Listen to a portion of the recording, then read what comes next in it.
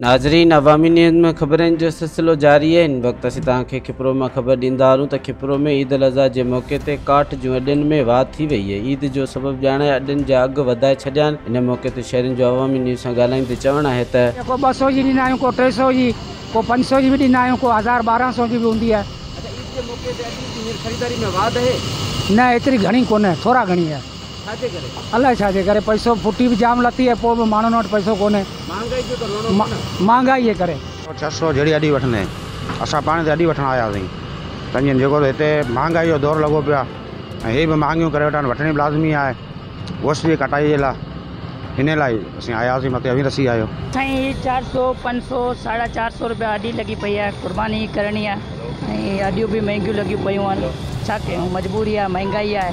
हीअ अॾी महांगी 500 रुपया अॾी हिकिड़े ॾींहं जी कुर्बानी लाइ करे असांखे ख़रीद करणी पवंदी आहे। साल त सॼो ईअं ई पोइ वरी ज़ाया थी वेंदी आहे।